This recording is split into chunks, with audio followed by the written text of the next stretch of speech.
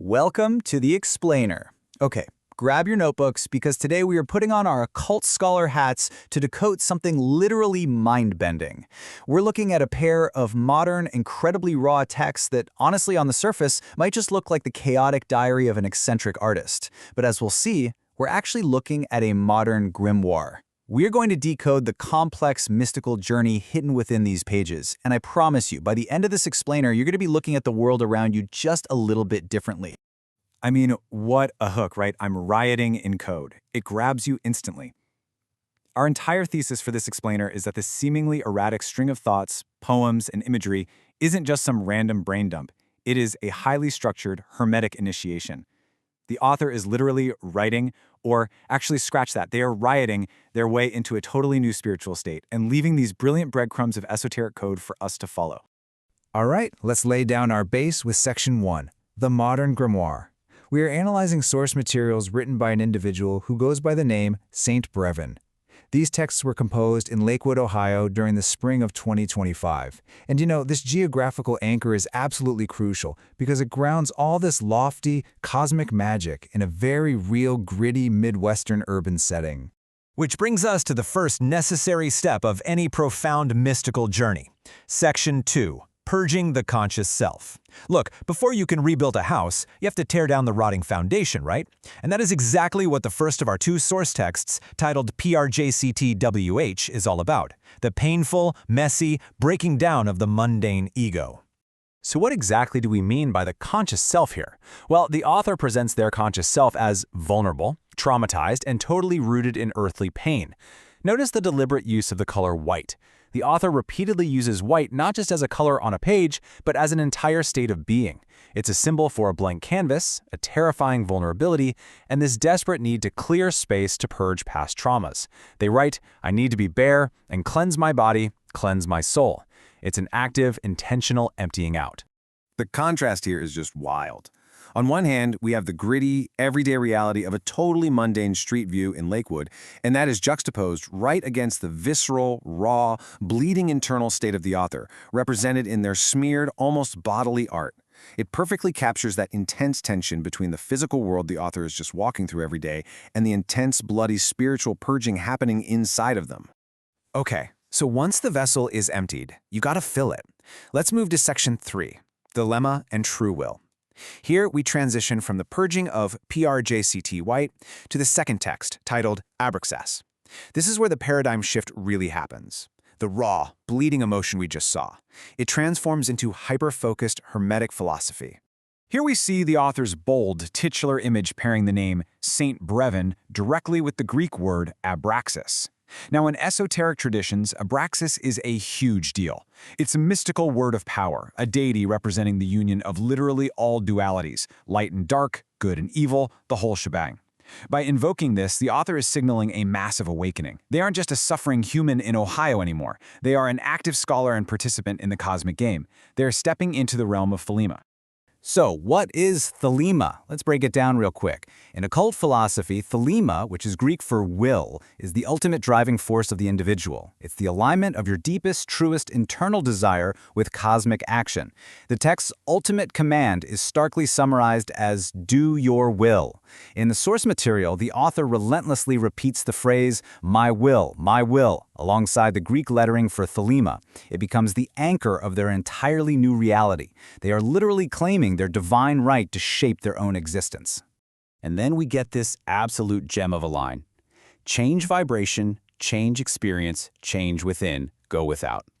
If you ever wanted to understand Hermetic philosophy in 10 words or less, this is it. It perfectly illustrates the core Hermetic principle of correspondence, as above, so below, as within, so without. The author recognizes that by altering their internal universe, tweaking their internal vibration, they directly and inevitably shift the external physical world around them. But how do you actually do that? That brings us to Section 4, the mechanics of magic. It's time to examine how the author moves from this abstract Hermetic philosophy to the active, boots-on-the-ground practice of their craft. Let's define magic. And yes, we are using a K here, a spelling popularized by occultist Aleister Crowley to differentiate it from, pulling rabbits out of hats. From an academic, occult perspective, magic is the art and science of causing change to occur in conformity with will. At its core, this magic is about aligning the conscious and the subconscious. The author beautifully describes this process as great art that is born out of good destructions.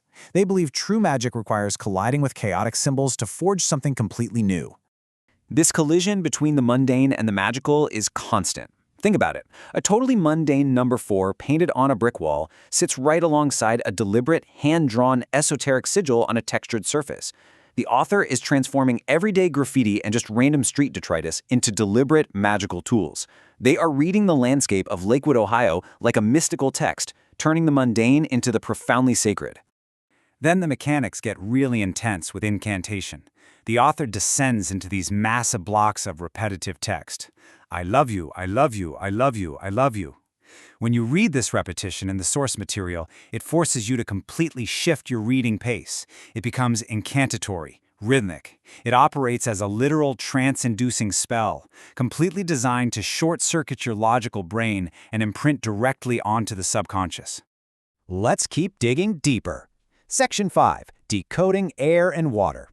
To truly understand the author's magical system, we need to put our occult microscope over the specific elemental symbols they use to navigate their world. The author doesn't just experience weather, they experience raw elemental forces. When we see rain, we see, a ruined commute. When the author experiences water, they explicitly frame it as deep, soaking emotional truths, a calming of the chaos to come, or conversely, drowning waves. When they feel a breeze, it's not just wind. Air is viewed as spiritual breath, flow, and the absolute necessity for intellectual and spiritual space. This builds into an incredibly complete sensory system. The author explicitly maps the classical elements to their physical senses to execute their magic. Air corresponds to smell and flow, water corresponds to taste, fire corresponds to sight, and earth corresponds to touch. By actively aligning their physical senses with these esoteric elements, the author transforms every physical sensation into a magical act. Eating, breathing, seeing, it all becomes part of this massive ongoing ritual. Which leads us to the ultimate goal of all this intense effort. Section 6, the great work achieved. We've seen the purging, we've learned the philosophy, and we've observed the mechanics. Now let's look at the synthesis, showing exactly how the author unites chaos and order to achieve a higher state of consciousness. This synthesis involves an incredibly dense network of intersections. The author develops an absolute obsession with crosses and the number 3. Why? Well, because in Hermetic and occult thought, the cross represents the intersection of the divine vertical and the material horizontal. And the number 3, that represents divine perfection and infinite cycles. They aren't just drawing shapes out of boredom. They are actively mapping the intersections of cosmic forces.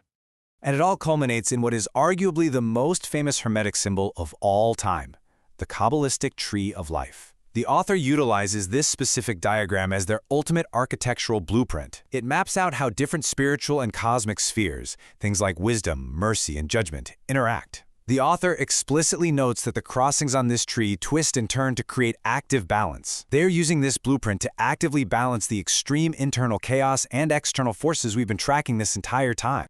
So, let's pull the whole shebang together. Think of this as your highly structured visual life raft to help grasp this profound transition. We start with the foundation, in the text PRJCTWHT, where the spiritual state is all about purging the mundane and clearing space.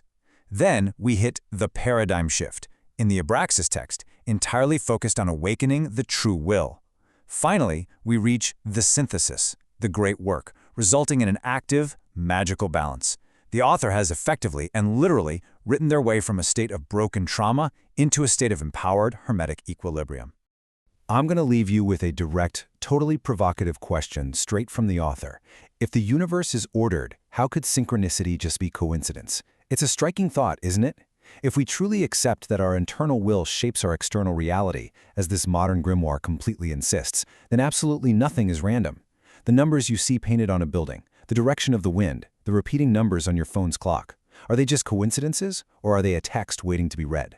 I challenge you to look at your reality through this newly learned Hermetic lens today. What is the universe trying to tell you?